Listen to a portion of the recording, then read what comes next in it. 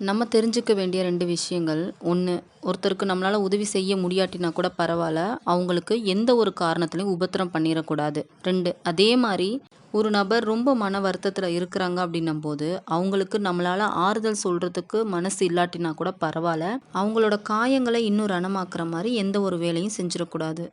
நமக்கு தெரியாத சில விஷயங்கள் மத்தவங்களுக்கு தெரிஞ்சிருக்கு அப்படின்னும்போது, எப்படி அவங்களுக்கு மட்டும் இதெல்லாம் தெரிஞ்சிருக்கு? நமக்கு தெரியலையே அப்படின்னு நினைக்காம, எப்படி நம்மளும் அந்த விஷயத்த தெரிஞ்சுக்கலாம் அப்படின்னு நினைச்சு, அவங்க கிட்ட கேட்டு தெரியாதத கத்துக்கணும். நம்ம போய் கேட்டா அவங்க எதுவும் நினைச்சுருவாங்களோ, நமக்கு அவமானம் ஆயிருமோ அப்படின்னு நினைக்கக்கூடாது. ஒரு விஷயத்த கடைசி வரைய தெரியாமலேயே இருக்கிறது தான் அவமானம். தெரிஞ்சுக்கிறது புத்திசாலித்தனம் தான்.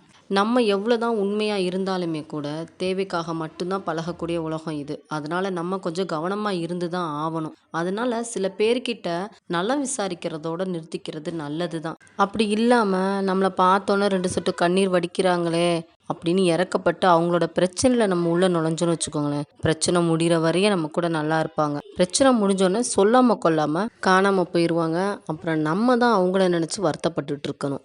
நம்ம எப்பயுமே ஒருத்தர் இன்னொருத்தர்கிட்ட பேசும்போது மெதுவா பேசணும். ஏன்னா, அது நம்மளோட ரகசியங்கள பாதுகாக்கும்.